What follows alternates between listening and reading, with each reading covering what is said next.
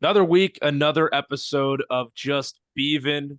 Week 3 in the books. Week 4 coming up. Episode 8 as a podcast. Andy, Beave, you see him flashing the tank top per usual. JP, Mr. Commish himself, joining you here once again. We got a lot to talk about. But first of all, want to address our social media pages. I know we talked a little bit about trades last week, but that took up a lot of time on the show. We're here to focus on the action, what's going on in the last week, and what is to come, along with every guest that we were able to bring in each and every week. So, to catch up on the latest trades that go on in the league, there were a lot this past week, especially with one Mr. Ty McCain. Make sure to go check out our league's Instagram page at beaver.fest. And also, Beaver himself doing some great work running our TikTok page, just underscore Beavin underscore podcast, for some more fun content related to the league. Fellas, how are we doing? Another week in the books.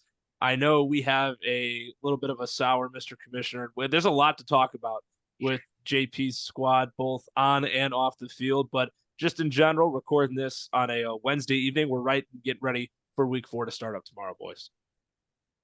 Yeah, we were supposed to have a softball game tonight, and that got canceled. So, bless the rains down in Africa. It was a good day. Steve, how we doing? I'm doing okay. Uh, Yeah, I'm gonna take a drink of water and let's get this going. That's yeah. how I'm Let's get feeling right after now. it. But I got Week a lot of. Oh, go ahead, go No, I was gonna say, yeah, you got a lot to talk about this week, and we'll start ahead. with the commissioner himself. Another loss within 3 points for JP. He took on an expansion team this week. Brady overdose. Brady winning 147.93 to 145.81. JP, you fall to 1-2 on the year. Brady gets his first win here in the league as we pull up the matchup right now. A lot went right for you this week, JP. You look at Derrick Henry, Lamar Jackson dominating that Dallas defense. But at the end of the day, it was not enough. Came down to Monday Night Football, that Keon Coleman touchdown, just one of the potential nails in the coffin against you this week. Yeah. Uh, Playing Zeke all week, I debated whether I should play Deuce Douglas or Zeke. And even looking at his bench, if I would have played Deuce Douglas, he could have played anyone he wanted, and I still would have won. Yeah, it's very unfortunate. We're 1-2, and so with us being 1-2, we had to go ahead and make a coaching change. Um, our previous head coach Kevin Parker had been with the organization for 2 years and 3 games, and he wanted to go through the rebuild last year, so we tore it down last year and we built up for this year. And he came out and losing two nail biters, especially to an expansion team, just a bad team, and allowing them to score 147. We could not stand for that anymore. So we canned Kevin Parker. We were wishing the best for him. We still hope to stay in good graces with him, but we went out, we signed Benjamin Haggerty, famed musician Benjamin Haggerty. And we hear he's a great talent developer. A beat reporter told me that him and Kyler have had trouble in the past, but right when we brought him in, we had a sit down meeting with them. We hope they smooth that out, but we're really looking forward to the young talent development, and we hope we can get the defense right. As this week we're taking on another bad team, and so we're hoping that he sets them right. Beeve, your thoughts on the coaching change? I love it, but at the same time, I just think it was a rough loss. I mean, if you scroll down there, like he was saying, I know he said if you could play, he could have played literally anyone over on his bench and he would have beat Brady. But I just I want mean, I to, could have played Trey Sermon. I could have played but Trey Sermon. if you scroll up a little bit, I think I could see him. Yeah, right there. If you see Sam Darnold, if you would have started him over Kyler, he might have got the two. But who's gonna start Kyler Murray or I can't think of your other quarterback right now. I'm Lamar. blind. Lamar. Who's gonna start them over then? But as I'm thinking to myself, is Darnold a QB1 for fantasy owners now? As what he's been doing with Minnesota? I mean, he's been performing pretty well. I mean, 19, Just gets 23 in better the and last. better. I Yeah. know he's improving every week. So I mean, that's what you gotta think to yourself. That's all I had with for that. But I mean, just rough loss. I would have never thought this would happen. Shout I out to mean, just Chuba look at the Hubbard. projections. I mean, Yeah. shout out to Chuba Hubbard for producing almost 30 points. I mean, if you would have told me that last week, I would have told you you're crazy. Yeah. Justin But Fields, too, for Brady. Got to yeah, put that in consideration. Potentially now having secured the starting job. I know Mike Tomlin yeah, isn't saying whether, he's not tipping his hand. If he benches a 3-0 Justin Fields, and especially if Pittsburgh wins again this week, I would be stunned as the person in this league who owns Russell Wilson. It's tough, but Yeah. from a winning perspective, it would be hard to see Pittsburgh bench Justin right now. Shout Rashee Rice too. I mean, he's been playing excellent as well. I mean, can we say that he's a receiver one in leagues now? Or what do we think? Yeah, with Kelsey Just- not doing much, Rice Yeah, is playing like a wide receiver one. So Yeah, I that mean, he indeed. just But yeah. before we get to the next matchup, JP, I do want to pick your brain a little bit more on Benjamin Haggerty. Was there really any other coach in mind when Kevin Parker was canned? And was this decision something that you knew going into this week if something were to happen that a move needed to be made? So no, Benjamin Haggerty wasn't always the plan. We looked at famed musician Symere Woods, some famed musician Tramar Lascelle Dillard, and we just ended up going with Benjamin Haggerty. We also looked at potential of hiring the first ever female head coach in Kesha Siebert, also a famed musician. Ultimately, we landed on famed musician Benjamin Haggerty, and here we are with our new head coach, and we're very happy to welcome Benjamin Haggerty to the program, and we're hoping he can turn around this defense. And as we move on, we get myself, the injured reserve. We don't have an appointed head coach. Maybe we just might go to the nearest hospital and pick a nurse or something that works there and roll with that. But a victory for the fellas nonetheless, improving to 3-0, 125.96 to 93.98. I guess I can just take the floor and begin with it being my matchup. Good week for Dade. I'll give him his flowers. His highest output in a match so far this year, and he left some points on the bench too with Malik Willis and Jaden Reed, and had a scoreless tight end like JP just pointed out, and Greg Dulcich. Dade texted in the group chat earlier that if based on how things went, if he played those two guys, he may have won. I left some points on the bench too with Cole Kmet, Trey Tucker on my taxi squad. That was promising to see, though. I know some guys and some people in fantasy get mad when their players go off on their bench. Cole Kmet, I was a little mad because as a Bears fan, you just never know what to expect out of that guy from week to week. But Trey Tucker, that was a really promising performance, and I'm hoping that leads to some bigger things because we need wide receiver depth. But yeah, Joe Burrow already had the game won going into Monday Night Football, but for Joey B, that was a nice, 25-point performance, in that tough loss to Washington. Disappointed with Devon Achane, but at the same time, going through these positive and negative performances, can't really complain all too much when you win and get the job done.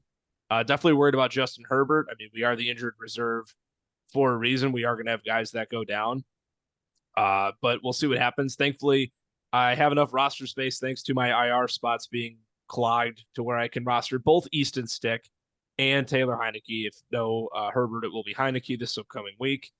And yeah, no, I wasn't really ever scared. I was nervous though at some point when it was a little tighter on Sunday, but they don't ask you how you get to 3-0. They just ask if you got to 3-0. So happy to come out with a victory nonetheless. And right on cue, we'll move to another one of our highly anticipated matchups of the week. Colorado Buffaloes, Frank Tamillo against the newly rebranded American Whiskey, Jake Sapparo. Fellas, this is a rebranding week, I think, for a lot of teams. A lot of guys rebranded this week. Just overall takes, though, Frankie gets his first win of the season. Jacob falling to 1-2 as well. Yeah, I'm starting to get a little worried here for Zippy and the injuries. I shouldn't even say injuries. Really just missing AJ Brown is hampering him. Although it was very nice, I'm sure he was very happy to see Romo Dunes go off. Bucky Irving, Todd Bowles just said is going to be getting more of the work. So that's got to be also encouraging for him. But he's got the number one player in all of fantasy football in Saquon Barkley. So things are certainly looking up for him. But yeah, the injury for AJ Brown, I mean, I'm sure if AJ Brown plays, this puts him over the edge this week, and he probably gets the win. But I'm just starting to get a little concerned with how much time Brown's missing. Yeah, I mean, like JP said, Brown missing, that's a very big concern. But if you scroll down, if you go look at what my biggest concern is, Michael Pittman. I mean, he's just not producing at what I thought he would produce at. I think he's had 2 games now where he's under 10 points. He's got to be more productive for Jake to succeed in this league. And I don't really like Richardson. He's looked terrible as well, too. It just acts like he doesn't know how to play football. I mean, as you saw last week against our hometown Bears, I mean, we should have won that game. And he just looked like a high school quarterback out there, just throwing lobs up to our DBs like it was fucking candy. So, but one thing I do want to say about Frank too is, as we can see, I don't think Stevenson's the right play at running back.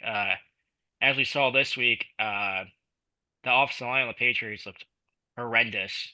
Also got a low snap percentage too. It wasn't just involved because they were trailing for so much of the ball game But too. as you see, if you go back on there, he put up 21, I think, on the Bengals. Their run defense is awful, and the Seattle's isn't as well either. So I mean, you just gotta. I mean, with that O line being so bad, it just depends on Stevenson producing or not. So I mean, I guess we'll see what happens, but I just don't like the Patriots offense after what I saw last week. How their line just got demolished.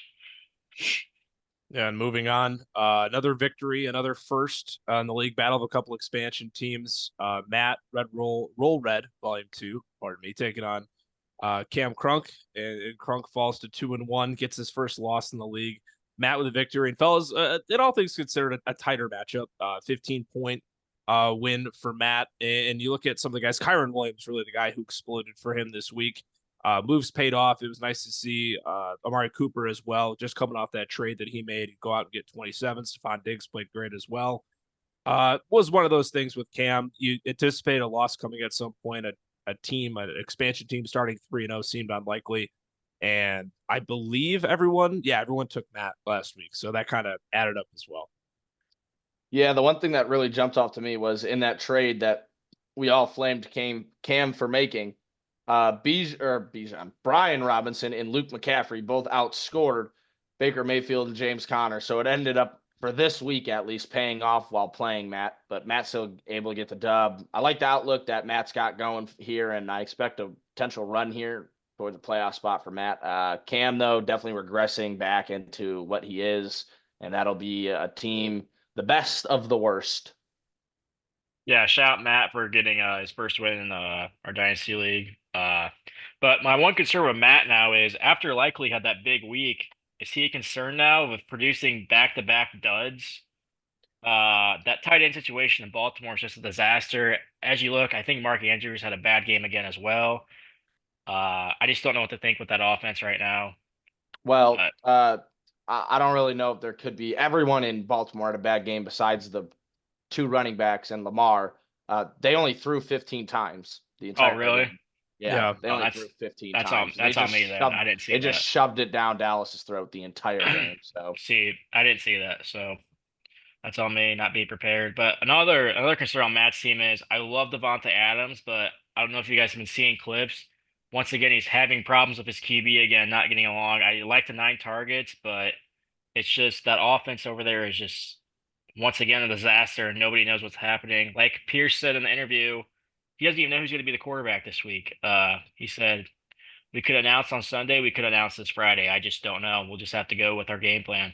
So, I mean, hopefully that gets better for him because I love Devontae Adams as a player. But yeah, that's all I got.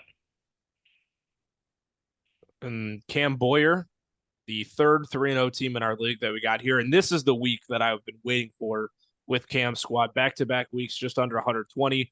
Goes out for 145 against the newest tanking team joining day in the league, now rebranded to placeholder, Ty McCain. There's just a lot to look at with Ty's team. You're going to see it as we go down. But boys, bottom line, for Cam Boyer, not only did he get the easy win he was supposed to, but he did it convincingly as well. And I think that's, like I mentioned, what we've been waiting for with him, and just other factors on that team as well. Dallas Goedert, shout out the tight end premium. That really helped him out in a big way this week. And like I mentioned with me, they don't ask how you get him as long as you do. And pure domination from Boyer this week.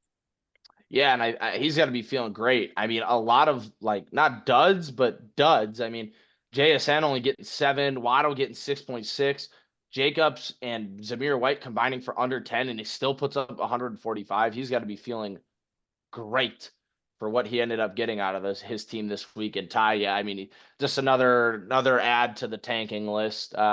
Who also was just served his first warning for this year for failing to play his highest projected wide receiver, either being Gabe Davis or Ladd McConkey, as Adam Thielen, was under the impression Adam Thielen was projected more. And, at one point in time he may have been, but that's something you got to check, going into game day. Your rosters don't lock till Sunday, and so that's something you got to be on top of if you want to be in that tanking battle.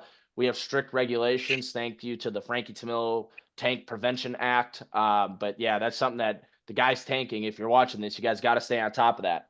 because I believe 2 of them already have their warnings, and one of them's already lost a second-round pick, and it was a $10 fine. So, but that's all I got to say about this matchup. Yeah, you could have said that better. The one thing I want to address on Cam's team, great win. His team actually performed with some duds in there. But if you scroll up there, I got one concern with this team is just Zamar White. He's got to find a replacement for that. And again, I think he's waiting on Evan Ingram to play him at the flex and then benching White and putting Jones in that other RB spot. Yeah. But once again, thank you for trading Dave Montgomery for Zamir White straight up. I believe he played Mixon last week. Could be wrong. I didn't see. Oh, yeah, he's got Mixon. You're right. Did Mixon play? Right. Oh, Mixon didn't play, so never mind. Mm-hmm. He did play Zamir White. Yeah, so he's got to find another option for that, especially if Mixon's going to be out for a while. So, but hey, Aaron Jones looks fabulous over in Minnesota. So, yeah, they're using him everywhere. Yeah. So I mean, good on them. But yeah, especially that trade you made of Spank. Oh my, what was it? 2/3 and a fourth. Yeah. Yeah.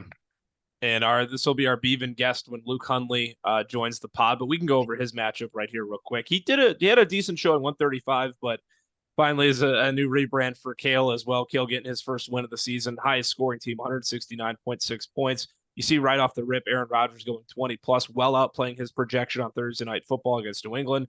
Najee Harris as well, outperforming his projection as well. And for Kale, 39 points above what his team was projected. Fellas, despite this being Luke's best performance of the season, does pick up his first loss. Yeah, and I'm going to tease the audience a little bit, and we'll hop right back into this matchup once we get Luke on here. Just wanted to click on and give them a little preview of what Luke's going to have to talk about, getting blown out by 34 points here. But let's move on to our last matchup for this week. Drew, take it away. Me and Andy both picked against you this week. Yeah. I got a lot of things to say about my team. Oh, boy. Just injuries, man, are going to be killing me now. 3-0 start. I love it. As you scroll down, Devontae Smith's going to be out this week with a concussion. Laporta's banged up with a bruised ankle, supposedly. So, I mean, my bench is lacking. I'm not going to lie to you guys. I thought I'd see better production from Trey Benson and Blake Corum. Blake Corum's not even in the offense, so that's a problem. So I'm looking at starting Alec Pierce and Greg Dortch. Bears legend DeAndre Carter. DeAndre Carter, maybe. I don't know. The way Williams keeps throwing him jump balls, I'm starting to think he might be the best receiver on the team. But other than that, I mean, I like the team. It's just not producing at its best. Especially Xavier Worthy. He had that big game against the Ravens, and then he just back-to-back duds. But like I said earlier in the show, I think it was week 1 we talked about, he's going to be a gadget guy. I mean, he's going to be a guy that gets you 25 points maybe 1 week, and then he's going to get you 8 to 5 points for 3 weeks. I mean, that's just what he's going to be. But, you got to take what you can get. Yeah, most definitely. Good week for David Montgomery on your end as well, Beave. 3-0 on the season. And JP and I were trying to shock the world upset of the week. Pew, pew, pew, pew, trying to get back into the standings. Unfortunately, that effort falls just a little short. We now transition to our favorite segment on the show, the Beavin Guest, Luke Hunley. Joining the panel, will be reviewing his matchup with Kale, previewing his week 4 matchup, and getting his picks. And, of course, Drew has got to pepper him with some questions like he does for every guest. We'll be back here in just a quick second on the Just Beavin podcast. It is now time for our favorite segment of the show, the Beavin Guest. As you see, a very colorful background for our third guest of the show, the one, the only, a sponsor of the show as well. Shout out Hunley Farms, Coach Hunley, Luke Hunley, joining the program. One round of applause for Luke. Sure, he'll be making his way onto the screen here any minute. Going to join the party that's going on. There he is. Hello, how we doing, Luke? Oh my God, I did not know how that background got there. I sure hope it doesn't affect any head coaching changes or offensive coordinator jobs around the league. That would just be. Is that the? I would feel so bad. In the words of LeBron himself, "Ain't no party like a Diddy party." Indeed. Well said, Luke. Well said, Luke. Quoting the second best player of all time. That's what I'm talking about. Welcome onto the program, Luke. Great to have you here. We're going to, in a brief second, talk about your week 3 matchup, preview week 4. But just in general, you're one of the inaugural members of the league. Want to give you the floor, give your experience thus far on what Beaverfest has meant to you. Beaverfest, it's a community, as I like to say. People think of it as this competitive league where we're after each other's throats, which we are, but it's a way to keep in touch with your friends from far and wide. We're a cross country league, aren't we? Yeah. Could you Yeah. say we're a cross country league? Yeah, we are from north to south, ranging all the way from Wisconsin down to Texas. Yep, there we go. Very A lovely. little bit of a population gap in between Central Illinois and Texas, but it's okay. Yeah, we got Southern Illinois too. Oh, yep, there we go. There we go. Most definitely. But we'll get into your week 3 matchup taking on Kale. Obviously seeing Drew defeating Jack just last week. Oh, we have to get wow. Jack on the pod at some point. But gosh, my bad. Luke, wrong matchup. You're all good, Kamish. You are all good. Luke, highest output for your team in a game this season, but it comes in a 34-point loss to Kale, and clearly his rebranding kind of taking a shot at you just a bit. Yes. Kale's biggest game of the season, his first win. Just want to go through your thoughts after your week 3 defeat. Well, I call this, and excuse my French, a bullshit game. There's about 2 to 3 of these every year where you just look at the other team's points, and it's bullshit. I mean, I kind of had a weird feeling about it when Aaron Rodgers outscored Breece Hall to start the game. Start the week off, Aaron Rodgers outscored Breece Hall, whatever. Then you go down, and I'm chilling on my couch, taking a nap. Oh, Deontay Johnson has 26.2 points with the Red Rocket becoming prime Tom Brady. Well, that kind of sums up the week. He still scores 170 points, and Tyreek Hill has 7 points. Jalen Warren has 1 point. And it's just some things you can't control, man. That's just what this Luke, week I got to was. ask about your new acquisitions.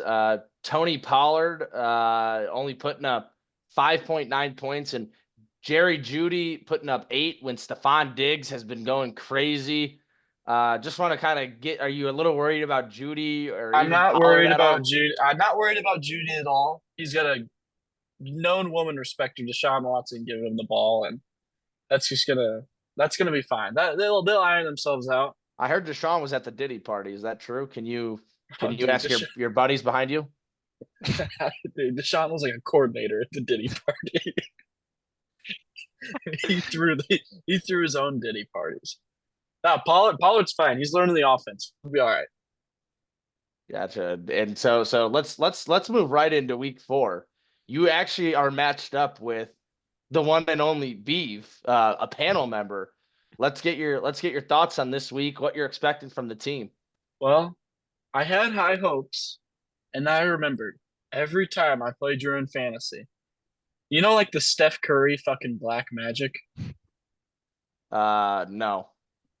Well, Steph Curry has black magic that gets everything going his way. I've never seen a fantasy player that has more things go his way than Beave himself. Oh, yeah, that makes sense because I agree with that. Drew's the luckiest fantasy player I've ever met. Yes.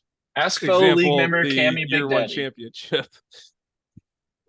Yeah. Oh yes. Apparently, Beaver Fest. Drew, what's your apartment number? 405?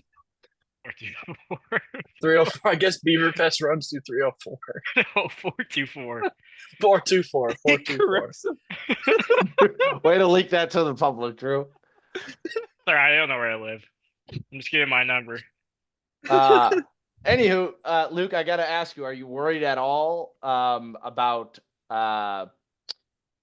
T. Higgins coming back from injury? He looked a little rough. Had some drops against Washington. I honestly, if that's his worst game of the year, then I mean, I'll take it. I'll take that as his worst game. I knew my wide receiver room was going to be my weakest point of the team. Oh Jesus, I didn't even think about tight end. But yeah, wide receiver room is still going to be the weakest part of the team this year.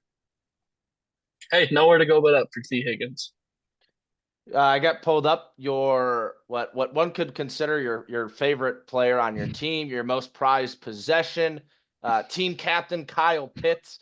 I thought you were going to say Josh Allen. Are you a little worried about Kyle Pitts and what he's done so far? You think it's going to go up? I would be a lie to say I wasn't worried. I've been worried for he's taken about 10 years off my life, roughly. Now that old Diddy party member attendee himself behind me isn't in the equation, I thought it would be better, but they don't look at him. he goes out for routes. Yeah. I think he might suck. Yeah, that's possible. And He if he might was getting suck. if he was getting a point per block, you probably would win the league every year. It's the famous meme of name a historic battle. It's just a picture of Luke and a picture of Kyle Pitts. Yes. Drew, anything to add while Luke's on here? No, I just gotta say, are you impressed with Darnell Mooney so far? He's been killing it over there. Yes, I am very impressed considering that I traded for him on draft night. I traded Spencer Rattler for Darnell Mooney. Which the way Derek Carr's playing, that's looking like a fleece. I gotta ask you. Yes. I gotta ask you too. Can you take us through the trade negotiations of what happened last week, of how you acquired Tony Pollard, and I believe it was Tank Dell, but now he's not on your team anymore? Yes, I can do exactly that.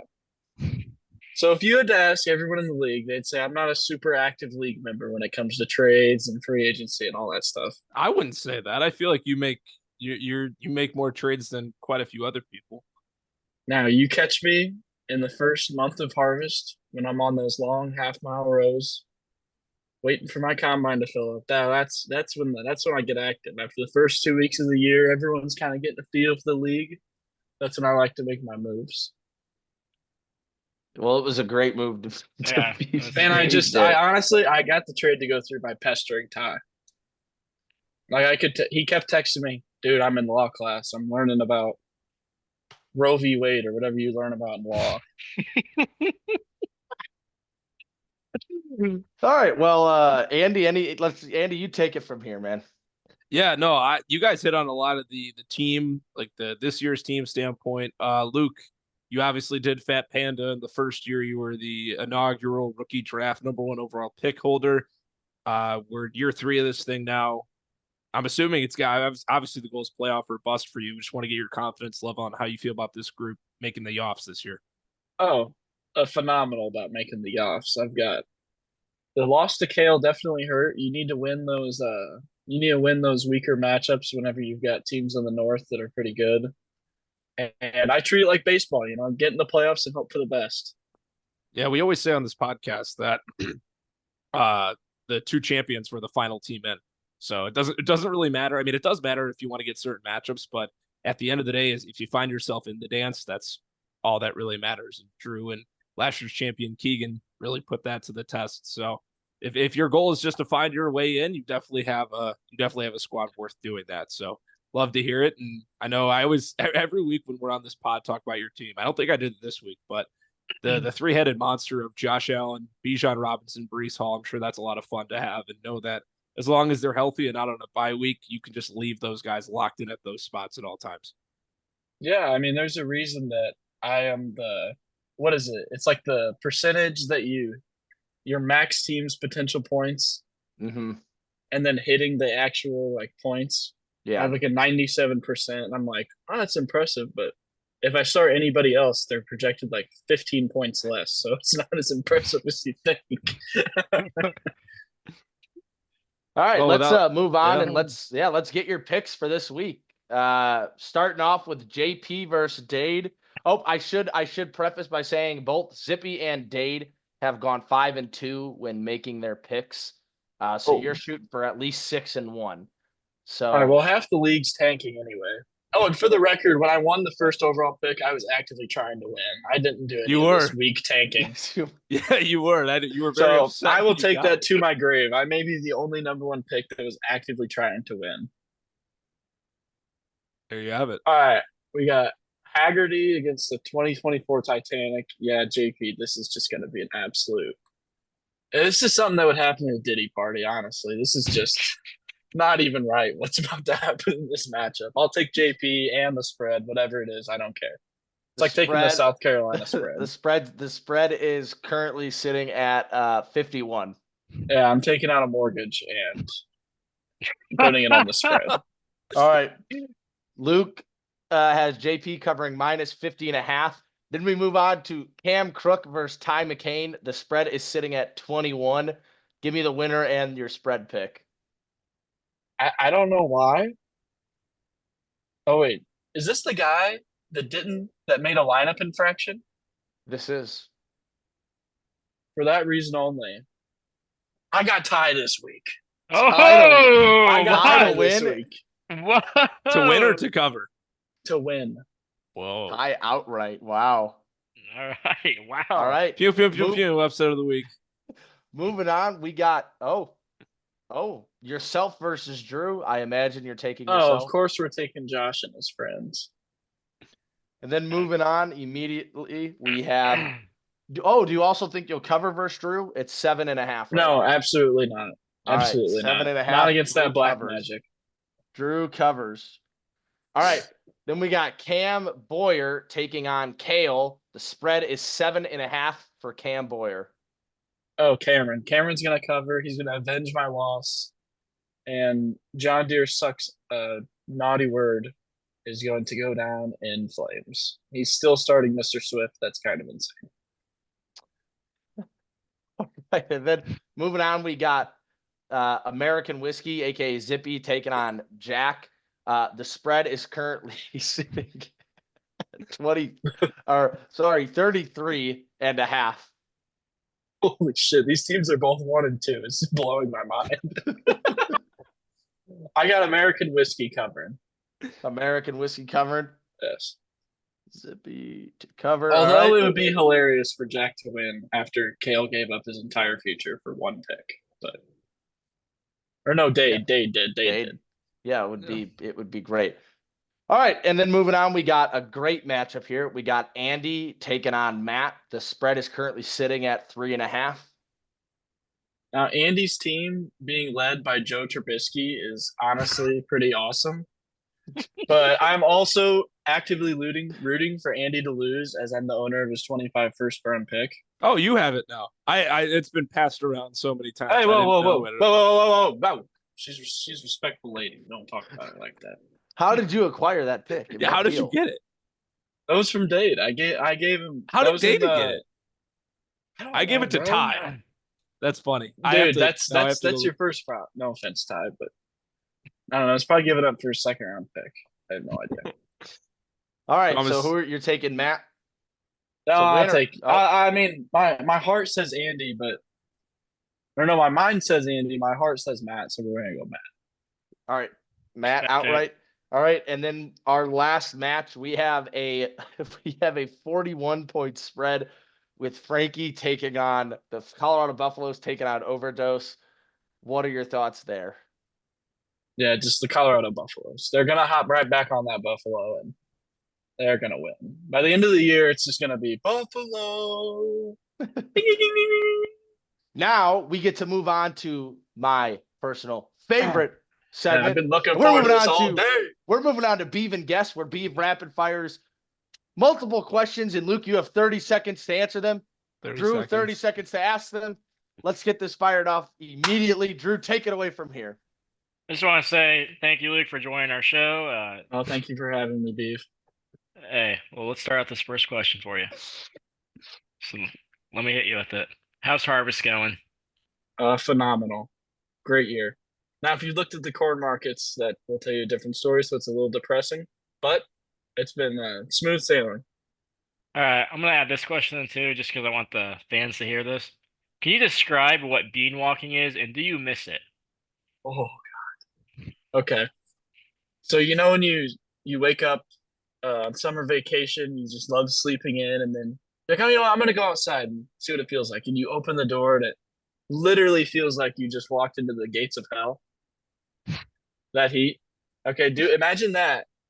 But you're walking with a hoe, and not Andy's first round pick. It's like an actual gardening tool. You're walking around with the big old gardening tool down these rows that are about, I don't know, range from 1/4 of a mile to 3/4 of a mile long rows, and you walk back and forth cutting weeds in your field, and it's it builds character. And no, I don't miss it. We spray for all that stuff now, so that's pretty nice in the air conditioner. So can't complain there. Okay. I know we kind of touched base on this player, but question 3, Kyle Pitts. I need to know your personal opinion on him. I know you already talked about it a little bit already, but I'm sure he's a great guy. The crowd wants to know, have you bought his jersey or acquired it yet? No, I will not be buying his jersey. If anyone knows me, I have strong opinions on jerseys to begin with, and Kyle Pitts is not someone who I'd be willing to fork over my left testicle to afford a jersey for. So I hate to interrupt this segment, but didn't you ask me to? at sporting events is the only exception. Okay. At the event itself. Okay. All right. All right. Question 3. When you get older, how many kids would you want, and would you like to be a boy or girl? I'd like 2 boys and 1 girl. 1 girl so that the estrogen levels slightly get near the testosterone levels in our house isn't a complete war zone. And 2 boys so that I've got some labor hands that are free. And yeah, free. We'll go with free. Free labor hands, and it's not too diluted whenever I inevitably leave this earth and leave them with my land. Okay. Question 5. Do you ever see yourself coaching at the next level? Not college. I just mean high school. Coaching anything? Yeah. Anything. Like fantasy football? Cricket, table tennis. Oh, dear God, no. IRL coaching? Dear God, no. I do not have the patience for that. All right. I had a short stint where I refereed little kids whenever I was at school.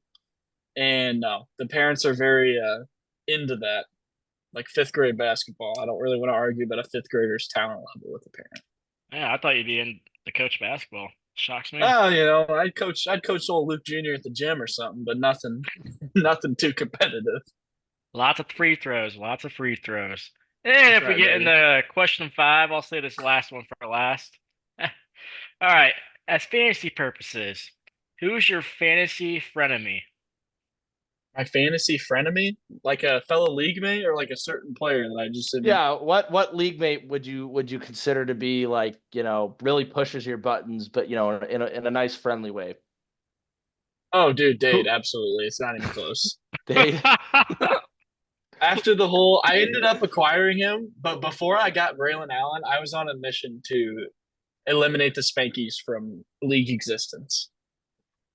And some of his trades make me scratch my head and wonder what's going on in his mind.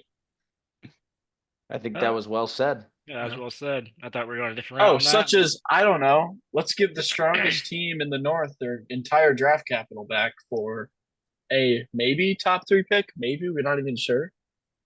Depends if Jack wakes up in time to set his lineups. Okay, we'll get out of this. Last question I got for you, Mr. Luke Hunley.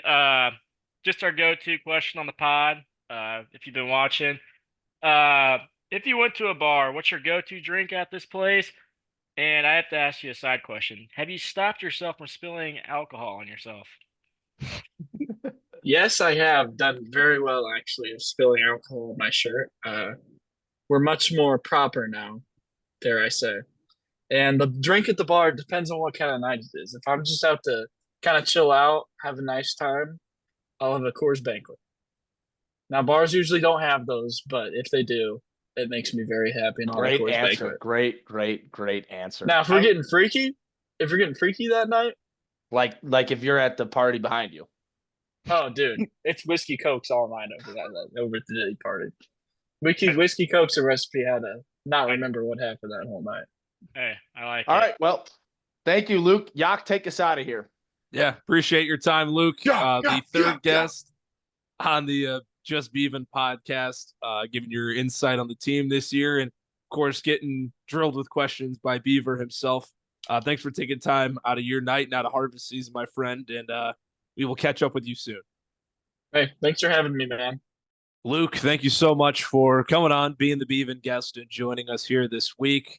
We already recapped Drew and Luke's matchup, but we got to get into the other contests we have in the league this week. And right off the rip, we're going to start with Benjamin Haggerty and his head coaching debut for JP's squad. And this is what we hope. I mean, we're not going to say nothing's a guarantee anymore, but we're hoping, JP, that this is a tune-up game for Benjamin, having the 2024 Titanic and the Spankies. You're heavily projected to win, and I know we try to go into rationale, giving reasons, but I think we've talked enough about what Dade's going for and what you're going for this year, and based on what we're going to preview in our power rankings to close out the show. I'm not going to give a whole lot of explanation. I'm taking you to win this matchup, and I think the simple projections on the screen and the starting lineups will show why. Yeah, I don't even have a whole lot to say other than, Haggerty's here to set the line on defense here, and we're really hoping that we can hold Date under his projection, and that's what we really care about this week is, who cares if we score 140 if they score 145, and so we're hoping for a shootout here, and by shootout I mean we win 85-80. We want to see a grinded slugfest, but I'm also taking myself to win in a slugfest, a low scoring affair. Yeah, Drew? this won't be close. Well, Hilly's gonna win by 50. Sorry, Spank, but this won't be close. Sorry. If I jinx you, then I'm just a piece of shit. Sorry. Yeah, JP looking to even up, be 2-2. We go from one tanking team to another. Cam Crunk looking to improve to 3-1. Ty McCain, placeholder, and as JP mentioned earlier on the show, already using his tanking warning. So that one win is a guarantee it will stick. And when he plays Dade, he can't throw that match. So this is some further down the line. But fellas, a little bit closer in terms of projections here. With Ty back to having Will Levis at QB1. Tough loss for Cam last week against Matt. Matt getting his first win in the league as a fellow expansion team. But I think Cam gets on the right track here. I'm expecting big things. CeeDee Lamb had a real downer of a game last week against Baltimore. I love that Thursday night matchup, despite it being on the road. I like him going against that Giants secondary. I think he sets the tone, starts the week off strong, and Cam improves to 3-1 on the season. Yeah, I'm a second. Oh, Second, everything you just said there. Ty's tanking and Cam's kind of in the middle of nowhere right now. And I mean, there's a world here where Cam's sitting at 3-1 and potentially atop the division once we get farther into the matchups. After we already talked about Luke and Drew's and how Luke potentially could be on upset watch, but even as we get farther into the matchups, there's another matchup, and Cam could be sitting atop the division after this week at 3-1 when this is all said and done, which is just crazy given his team and how he's made moves to get worse. But he started off with a nice schedule, so I'm also going to take Cam here to get to 3-1. yeah, this ain't gonna be much of a matchup. I got Cam by a mile here. As we were watching Will Levis the last 3 weeks, I mean, he looks. I don't even know how to explain his play style. I mean, he just looks like a wild man out there. That's Ty would describe him. But that's all I got. I mean, his team's terrible. When you got Jawan Jennings projected 11 points and that's your best receiver, that's saying something. Hey, don't make fun of a guy who's been rostered and unrostered by the injured reserve 9 different times in this league. Jawan Jennings, And just absolutely. scored 3 touchdowns. Yeah, I don't care what he scored. His name is Jawan Jennings still, and it's still irrelevant to this league and the NFL. Thank you, and that's my take of the day on Beavin.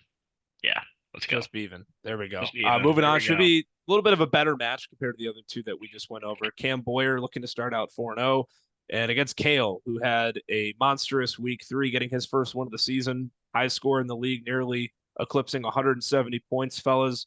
Looking forward to this one. 2 really strong rosters, and it's basically who you think is going to boom. Josh Jacobs, a really poor week last week. Hoping for Cam Boyer's sake that Joe Mixon gets back in the fold and is able to play for Houston. The big question mark as well being Travis Kelce. Just 10 points last week. Improvement from the first 2 weeks, but that's not really saying a whole lot. I have Cam starting out 4-0. I have him winning this match. He finally showed what his team was capable of last week after being under 120 in weeks 1 and 2, hitting the 145 point mark. I think that's more of what I'm expecting to see from Cam Boyer's team this year. And it should be a close one. I would understand myself not picking this one correctly, but for me, it's hard to go against Cam. Yeah, I go back and forth with this matchup. I mean, as you look, Kale, his issue, like we've talked in the past shows, his running backs are very poor, as you see, starting 2 Pittsburgh Steelers running backs, which have you known, their offense is no good, as if they're 3-0. That defense, if you look at those stats, they've let up, I think, 11, 8, and 10 with their last 3 games. But I'm going to take the upset here, and I'm going to take Kale to win this game. I think Jamar Chase could have 40 against that Carolina defense. Deontay Johnson looked promising with the Red Rocket last week. And I do think this is Travis Kelce's game. I do think this is his game. For some reason, he always plays good against the Chargers, and I'm just feeling it right here. I think he's going to have a 20-plus bomb. Yeah, I don't have a lot to say. I think Tyreek gets back on track if Snoop Hunley plays. And Eckler not playing. I think he plugs in Lazard, and Lazard has been beating his projection every week. I can't believe he's even projected only 6 points. And I'm also going to take Kale here. Not a lot to say. I could, like you said, Andy, I could totally see me being wrong and Cam getting 170 and Kale getting 120. But I'm just liking Kale's matchups this week. I think this Indy defense, even though the Bears couldn't do it, Arthur Smith's a lot better than Shane Waldron. I think both of these guys could have a touchdown and beat their projections. And so I'm just liking Kale's matchups this week, and I'm gonna take Kale to beat Cam, and I guess an upset. Hey, There you go. if Jalen Warren doesn't play, just curiosity, who's he got to play? Jaleel McLaughlin. Okay, that still doesn't change my mind. So And quite an interesting Denver backfield. Jake Sapporo taking on Jack Bauer, Russian vodka, and a good rebrand for Jake this week, being American whiskey. Jake losing by 12 to Frankie, falling to 1-2. A couple of 1-2 teams here. Jack dropping to Drew last week in a matchup that JP and I both picked as an upset. Didn't really turn out to be that way. Projections pretty blown out here, and this is one of those for Jake. He had a poor second week against Drew. Team looked a little bit more promising last week, unfortunately. Just faced a bit of a buzzsaw Franks team, hungry for a victory after starting out 0-2. Going to keep it plain and simple here. I think Jake's simply the better team. He'll even up at 2-2. I know it's been a rough start for Brandon Ayuk. And Zach Moss, 20 points. How about that on Monday Night Football as well? And JP mentioned it in the recaps. It does help that Jake has the best player in all of fantasy football right now in Saquon Barkley. I'm going to take Mr. Zapparo to even up his record at 2-2. JP, are you going to follow suit? Yep, not a lot to add. Actually, nothing to add. I'm taking Zippy. yeah, same here. I don't really got nothing to add. Zippy is gonna win this by a mile. He's gonna bounce back here. So There you have it. Sweeping the board. Myself taking on Matchup of the week. Oh, I thought you were gonna say you're upset. It could be. Double horns and upset of the week. I'm taking Roll Red here, baby. This matchup's got me absolutely fired up. I feel like John Gruden giving a film review.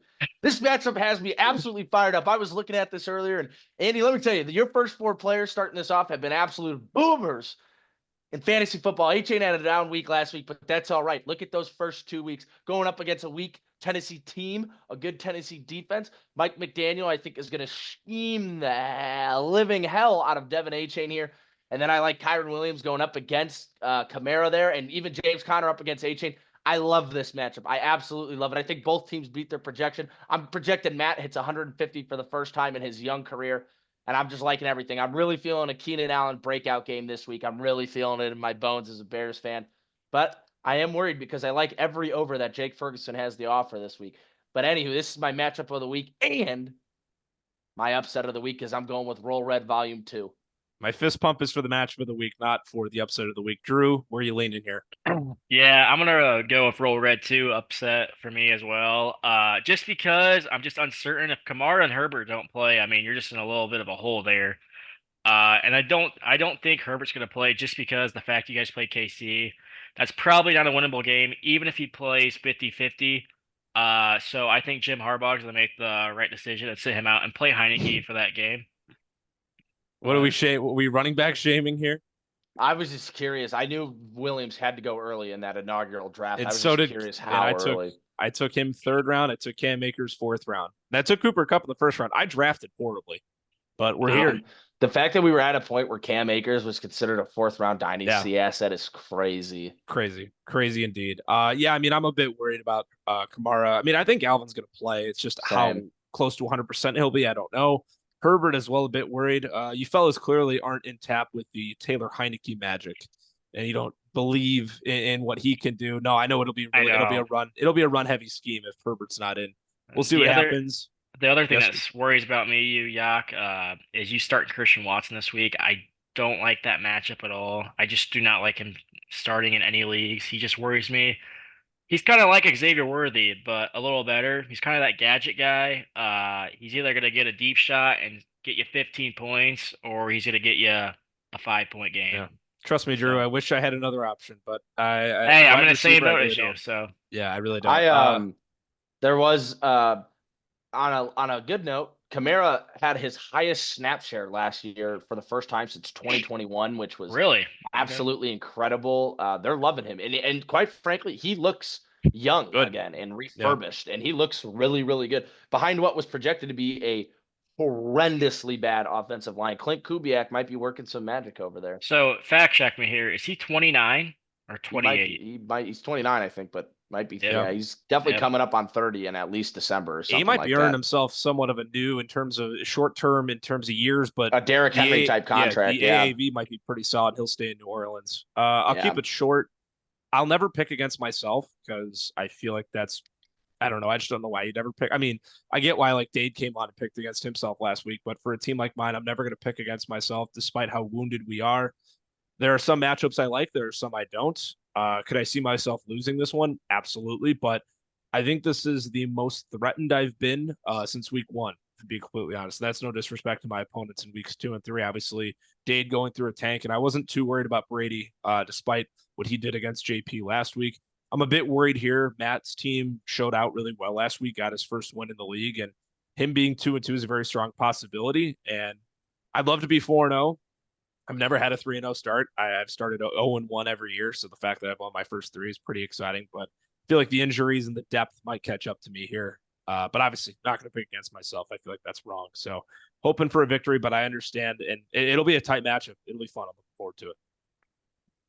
As we get to our final matchup, what do you got, Drew? This could be a blowout. I didn't mean to interrupt you. I'm sorry. I'm terrible at that. But I thought you were going to call upset of the week on us here. I wish I would.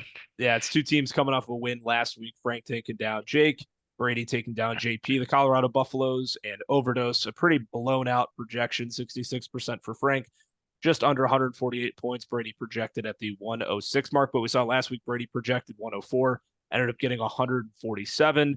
Much needed win for Frank to avoid starting out 0-3. But I do like him to even up at 2-2 here. Zach Charbonnet was fantastic last week. That's exactly what he was looking for. And even if it is Kenneth Walker starting, which Kenneth Walker still doesn't look to be 100%. I know he's having trouble running at a full sprint practice, but that's the beauty of having the insurance at running back, like a lot of guys do in this league.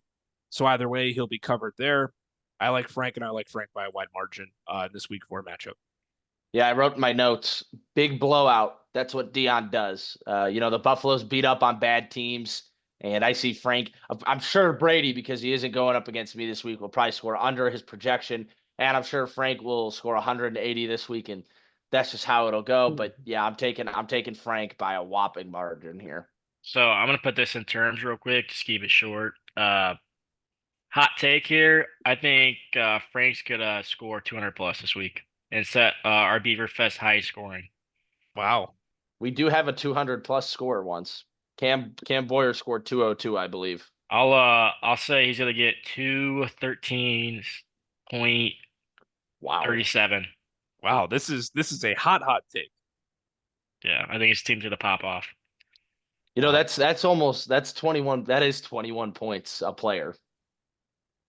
Looking at his roster, I don't see anyone that couldn't get 20 points.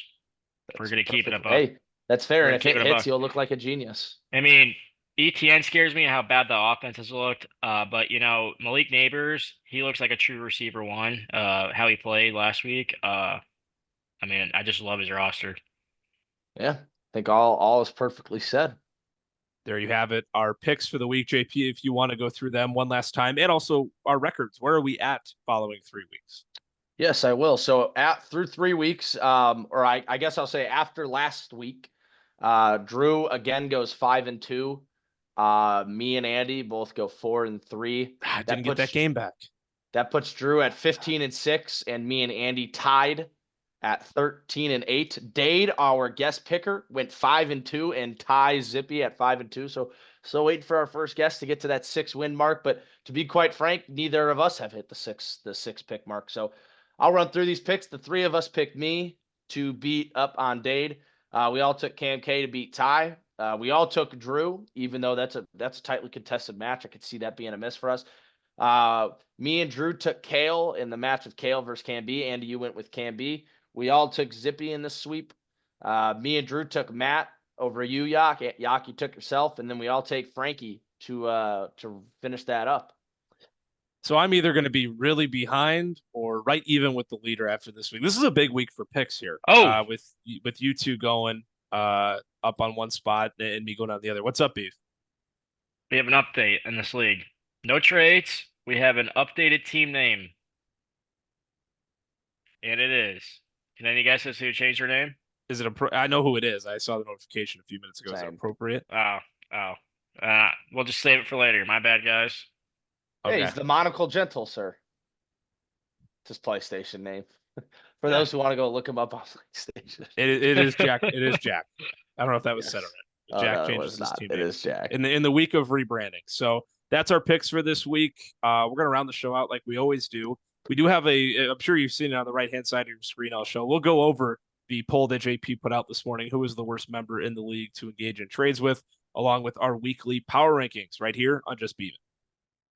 Before we get into the power rankings here to round out the show, as you can see on the right-hand side of your screen, talked about a little earlier in the installment, JP put out a poll this morning to all of the league members in Beaverfest. You can read the question. Who is the worst member in the league to engage in trades with? JP, the floor is yours to go over the results of this poll. Yeah, so let's just start this off and let's get right to the meat of the bone. I mean, Drew, you were voted the worst member to engage in trades with 7 votes. Half the league voting for you. Any comments, any promises to be better, any promise to change, anything? Well, let me just tell you this. I've engaged in maybe 4 trades this whole season so far. I'm counting by starting by week 1. And we have one of the members I made a trade with on this podcast right now, with his name being Andy Yakum. And he I asked know. me, "What would you like for Calvin Ridley, sir?" And I said, "Oh, I'd like a second. That's it." Bam! Made that happen within 5 minutes. And these people think I'm the worst person to trade with. This is what Yeah. aggravates me about this league. We got people in this league that you'll see later that we voted for that don't even know how to come up with a counter offer or want to negotiate. And can I go into something real quick? Just Yeah, someone you have the and floor, man. And I will tell you who I voted for. I voted for Jack Bauer. Jack Bauer. Jack. Good luck. Go ahead. Oh Go wait, ahead. actually I don't want to. I think he still may be here and I don't want to tell him what his surprise is if he watches the video. I don't want him to hear me and then he goes to watch it. Well, you know what? I'll say it. Jack, I know you're not going to watch this video, so I don't care what I say about you. Love you, man. But can you just trade somebody so I know that you're trying to make an effort in this fucking league? You know, we're leaving it. I don't care. My point. I've tried to get Jonathan Taylor from you. I've tried to get, let's see here, Mike Evans, Mark Andrews. You get the gist. You just get the gist. And your response is always, "Nah, brother, I'm good. I'm good, man. I'm good." Like, can I just get a single counter of what I need to do better? Like, something along those lines. Like, just help a brother out because, like, you just telling me, like, "Nah, I'm good, man. I'm rolling what I got." 1, that's not helping me. And 2, that's not helping yourself. Have you looked at your situation? Your situation on your team. You got no picks. Nothing. All right, I'm sorry. I'm done. Drew's just diving in. Oh, I love it. A well worth it rant, and then we'll go over. So Jack getting 2 votes, 1 obviously being Drew. We got Campbell getting 2 votes as well, and then we have Ty. And at one point, Dade had a vote. He didn't. That vote moved to Beave. But Ty also getting a vote, and I'm not gonna say who voted for him, and technically I don't know who voted for Ty. I know. I think I can infer who. Yeah, voted but for Ty. we all can infer who voted for Ty. But we're gonna make these weekly polls a thing. We'll post them on the day that we're shooting these, and then we will get something fun in here. You know, something fun to talk about. You know, as Drew's favorite question, maybe who likes a Whopper or a Big Mac better, and you know, just things like that. Maybe You know pertaining to the league, maybe not. But this is gonna be a weekly segment now. I love it. Podcast, you know, just make a poll about who hates Beave the most and what's gonna make him mad. Let's just start doing that. You want to do that so we can have another segment. Could be in store. Could be in store for week 5. No, I love it. And this was something too. I got this notification on my phone today while I was going about my daily duties, and I didn't know this was going to be a thing. But shout out to you, JP. Great idea, and this is something that we're going to lead into our power rankings every single week. And I think this was the best possible topic with all the trades going on. Like I mentioned to start off the show, check out our Instagram, beaver.fest, and you can see why Ty has a vote for owners to engage in trades with. I don't think it's because he won't make a deal. I think that voter who will remain anonymous, we know who the voter is. It's because Ty's engaging in too many trades, and you can reflect that in his roster. So that's the first time around of the poll, and worked tremendously. Loved it. I just can't believe this league right now. I'm in shambles. Drew's gonna take some time to recover. While he does that, I'm gonna give the floor to JP once again. Second week we've had this awesome color coordinated chart going through our updated power rankings, and we're gonna talk about the bottom 5 at the end, obviously, because we go 1 to 14. But I love how in agreement the 3 of us were with rankings 10 through 14. But JP, we start at the top, and it's the top 4. 3 are in this panel right now. I'm sure we'll catch some flack for that, but the top 4 coming out of the North Division. Yeah, Drew maintaining that top spot for a second week in a row, and my own fault. I put him at number 1. Drew, you ranked yourself the lowest. What do you got to say about that? Like I said in our in the show, I mean, my team's falling apart, man. I mean, I can't even count on my number 1 receiver, as I think he's the best receiver on my team, DJ Moore. I'm a little biased because I'm a Bears fan. Just never know with this offense. I mean, as you look, Caleb Williams, is he struggling? Is it Shane Waldron? Is it Matt Eberflus? Nobody knows. Devontae Smith out with a concussion. Hopefully he's back within 2 weeks. Sam Laporta, he's banged up.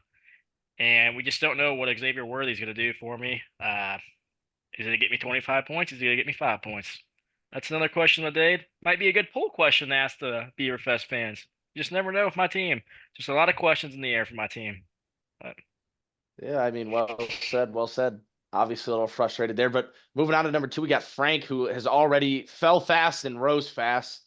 I'm sure that top spot is not far out of reach for him. Moving up 2 spots to number 2. I actually had him at 3 this week just because, I was a little biased with myself this week. And, but yeah, you had Drew actually, sorry. You had Frank at 1, even though he's 1 and 2, finally getting his first win.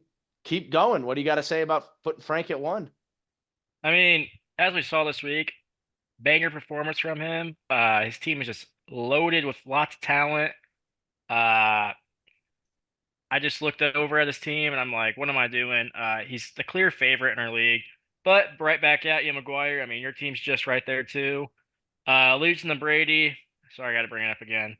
Just thought I had to move you down just 1 spot this week. But other than that, I think you guys are the clear favorites. Your guys' teams are loaded. I cannot wait. Oh, wait, you guys already played, didn't you? My mistake. Yeah, my mistake. It was a 180-point match. Yeah, I mean, that just tells you right there, folks. I mean, 2 of our best managers in this league. What do you got? Yeah, got anything? Yeah, no, I mentioned it in last week's power rankings that the matchup, because Frank and Jake, I believe they were 4-5 or 3-4. They were right next to each other. And I remember this being my quote that the winner of that match was going to move up a couple spots and the loser was going to move down a few spots. And that was exactly the case. Frank came out on top. And like you mentioned, JP already making his way back up to that top spot. Yeah, and Andy, let's just keep you going here. You ranked me the highest, and you ranked yourself at 4, even though you are a 3-0 team. So let's figure out why, or let's talk about why you put me 1, and then move right into you being at 4, even though you're 3-0. Yeah, I mean it was tough between you and Frank who to put 1 and 2. Actually, I put Drew at 2, but that's because Drew is 3-0. It was either going to be 1 of 2 ways. I was keeping Drew at the 2 spot. It was basically who am I putting at 1? You were Frank. And I think for you, it's just because the 183 points in week 2 was fantastic. And then those 2 close losses, that's why it's one of those things. You start one guy or make one adjustment, or the opponent has one thing that doesn't go right. Example, that Garrett Wilson catch in week 1. You could very easily be 3-0 as well. And that Justin Jefferson trade that holds some recency bias for me, but it's very interchangeable 1, 2, and 3. Yeah, I moved myself up this week. I ranked myself lower last week, lower than anyone else had ranked myself. Despite being 3-0, that's great. I look at my schedule. Last 2 weeks really weren't much of a sweat, at least for my guys. And injuries continue to be the problem. I just don't like my depth compared to everybody else's, and could be missing even more guys this week. So I like the 3-0 status. It's cool, but I know I'm still a step or 2 behind the true elite squads in this league. So that's kind of how I deciphered my top 4. Yeah, and then we'll move right on to Cam Boyer. Drew, I just gotta ask, and you could just quick comment. Cam Boyer puts up his best performance of the year, looks like a true stud, and you move him down a spot, or I guess keep him at the 6th spot. What do you have to say? Like I've said in the previous pods and this, I mean, he still has yet to play anybody. I mean, he's got to prove to me that he can be one of the top 5 to be in the top 5, if you guys understand that. That's fair. I mean, Jake has played 2 bloodbath battles. He's played 3. myself, and oh yeah, I guess he played everyone on the pod. My No, not mistake. Andy. He's played me, you, and Frank. Oh, you're right. My mistake again. Tough matchup for him. Plus he's got his best player out. I mean, for that AJ Brown and still only losing to Frank by 15 is very impressive. I mean, I just like Zippy, and like I said in the previous pods, I think he's a top 3 team in this league still. I mean, Cam's got to prove to me that he can beat one of these top 5 teams to move up in our rankings. Yeah, well said, well said. And then we move on to Zippy. Briefly, like you just mentioned, Andy, we said that the winner of that Frankie Zippy match the winner was gonna move, the loser was gonna fall, and boy did Zippy fall 3 spots all the way down to number 6. I believe after week 1 in the week 2 power rankings, we had him at number 1, falling down to number 6. We can contribute that to some injuries and a tough schedule here. And I believe he's got a cupcake match this week, so we should see some rise out of him. As Cam Boyer's got a tough match here with Kale, we could see a lot of movement there, but we're going to move right on to Josh and his friends, a.k.a. Luke, who was coming in at 7s for both of you, and that's where he ranked out. I had him lower at 9. To me, it just felt not right putting him above Kale after Kale just absolutely walloped him. So it just felt weird to me to put him above Kale. So I ranked Kale at 7. But I also had Matt, who's down at 9. Sorry, I'm jumping all over the place, but I also had Matt ahead of Luke at 8. I just like what I saw out of Matt's team, and I just think that's Matt's floor. I think Matt can only go up from there. And Luke's team is starting to worry me. I mean, we've talked every episode about that big 3, but it's a 10-man team, and that big 3 is doing all it can, but he's still starting to Deshaun Watson. And so I'm a little worried about Luke, and I would not be shocked if I keep him at that 9 spot for a while. But he's also got a big match here going up against our number 1 on the panel, Drew. So could be a lot of there should be a lot of movement this week in the power rankings, and I'm really looking forward to next week as well. But Drew, I kind of wanted to hear you talk a little bit about Matt. You were the one who was super high on him in the offseason, in the beginning of the year, and his teams got better. And you're still ranking him low, so I just wanted to quickly hear you touch on that. Yeah, I mean, I like what he's doing. As you see, he's building for 2027, but hey, he's got a roster that could compete and maybe get that last playoff spot, as we've talked. I just think Luke's 3-headed go is still better in his situation. Like I said earlier, one of his top receivers, Devontae Adams, that situation's got to get better in Vegas for him to produce, I think. I mean, that QB room's a mess. I mean, is it Gardner Minshew? Is it Aiden O'Connell? I mean, we don't know. And not having someone to throw him the rock's a big problem. So I don't know, and we're not gonna know if Kyron Williams is gonna put up 31 points every game. So that's what I got for him. Yeah, and then moving right along, as Andy mentioned, we all agreed on 10 through 14. Some big fallers here or risers, I guess. We'll start with Brady moving up 3 spots. Beating myself in an 140-point battle there. Yak, why don't you talk about these last 5? I'm kind of interested to hear what you got to say about them. Yeah, you mentioned with Brady, big victory for him, and not only big victory in terms of just production. That's what moved him up for me. You look at Cam Crunk, and I think a lot of that was a part of the moves that he's made. That was a lot of reason why there was a consensus amongst the panel that he'd be moving down a few spots. Moving down 3 is pretty intense. But honestly, I look at what we have here. There are 3 tiers. I'm breaking this, and these will be, no matter how they're jumbled, these will be our 3 tiers the whole year. Spots 1 through 6, that is tier 1. So what should be playoff teams. Spots 7, 8, 9, I think will be the teams that are on the outside trying to push in, trying to get those last spots. and then spots 10 through 14. I think that's just kind of how I'm viewing it, and I could be wrong, and you guys could disagree, but that's how I'm viewing this right now. Is that's how I'm ranking the top 6. That's tier 1, 7, 8, 9, tier 2, 10 through 14, tier 3. Just makes all the sense in the world for me. Jack moving down, got a nice win in week 2, but you saw more or less what you saw from Jack in week 1 and week 3. Not a lot of production. Didn't really have a close match with Drew. Ty moving down. I'm pretty sure 13. Not pretty sure. I'm positive 13 is the highest he'll be ranked for the rest of the season after all the moves that he made. And Date at 14. Well, we've kind of just that's his spot. That's where he'll maintain unless he beats Ty. But I think that'll be where he uses his warning. So Dade should stay at 14 the rest of the season. Yeah, I think that's perfectly said. I agree with the tiers, everything about that. 1 through 6 being the contenders, the playoff teams, 7 through 9 being teams hoping for that last spot. And yeah, 10 through 14 being the teams looking ahead to 2025 and 2026. Well said. Well said. Drew, any last notes before we get out of here? I just got one question for you both. You guys might not know this. Any idea when the trade deadline is? Trade I think deadline JP would know because he's the commissioner. I believe the trade deadline is week 9. We keep it on par with the NFL season. Okay, So- There we because go. I'd like to add something there. That's going to be an interesting week because I think these 10, 11, 12s could make a move to put them in a better situation for draft day. But if you watch the pod, Bauer, yes, week maybe 9 is the trade deadline. if Bauer watches the pod, maybe he'll take some of my advice that I went off on him. I hope he There you does, go. but it's very unlikely that this man's going to watch this. So hope he's still right. That should be a fun week. Trade deadline week for the podcast. Probably a bit of a longer episode than what we're used to. That'll do it for us here today. Thanks so much for tuning into this installment of Just Beavin'. The same old during the season formula, recapping the most recent week, previewing what's to come.